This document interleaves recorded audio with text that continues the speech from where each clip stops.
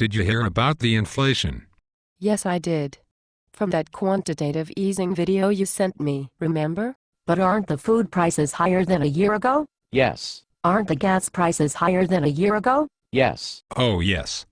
Well, unfortunately things have gotten a lot worse thanks to the Ben Bernanke's money printing. I recently saw the Bernanke on the 60 Minutes TV show, and he said the quantitative easing was not printing money. That's funny, because I have it on good authority that the quantitative easing is the same as printing money. And who told you that? The Ben Bernanke himself. He said so during an earlier appearance on that same TV program. Wow. So he just contradicted himself? Yes. Economists like to say contradictory things. Why? Because when you have a terrible track record of predicting the future, taking both sides is the only way you can be right. So how exactly does printing money cause inflation? Money is just like everything else. Its value goes up and down based on supply and demand. So when the Fed prints money, they increase the supply of money and force down the value? Right. And as the value of money goes down, you need more of it to buy stuff. Is that why it costs a lot more to buy food and gas than it did a year ago? Yes. But when economists look at inflation statistics, they ignore the cost of food and energy.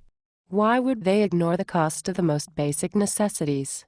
Because they claim food and gas prices are too volatile. What does that mean?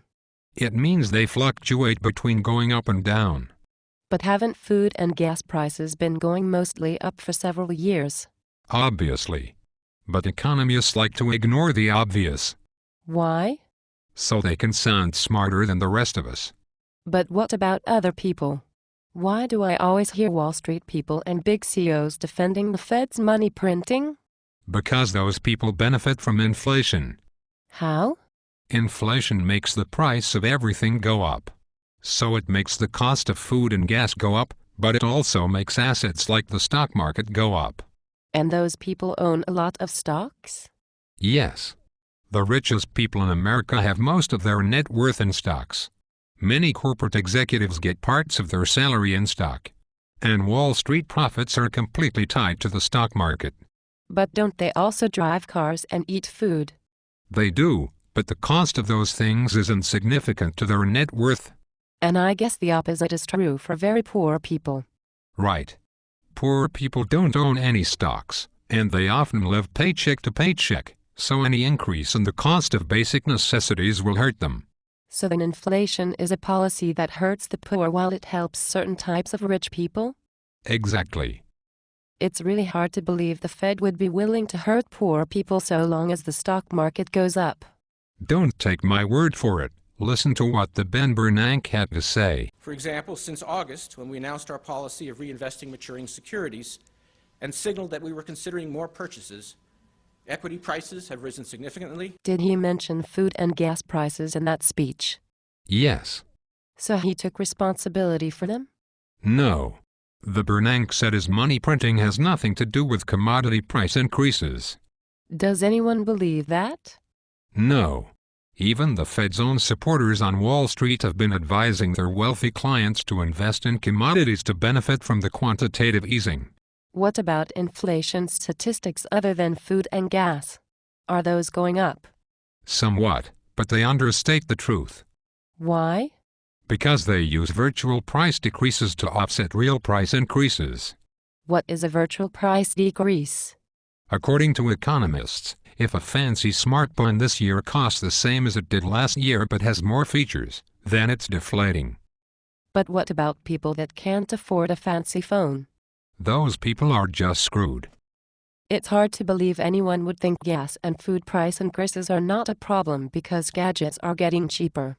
Though William Dudley, who is the head of the New York Fed, disagrees with you. I certainly acknowledge that food prices have gone up, but people also forget that other prices are going down.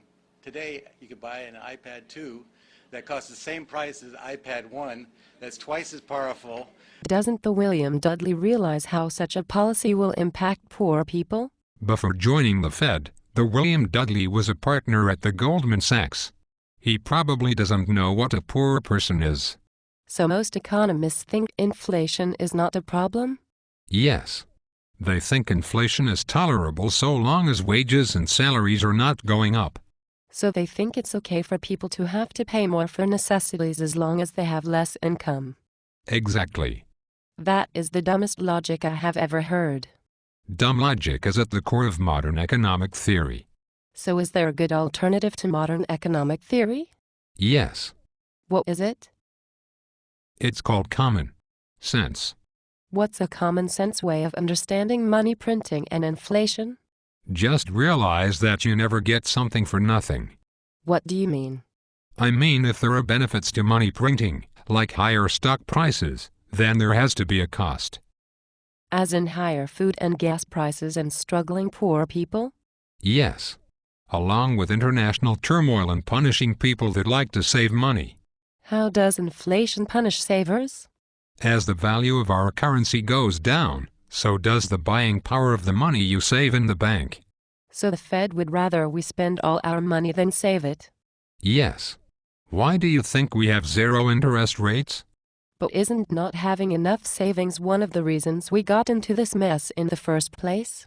Yes. Wow. I know.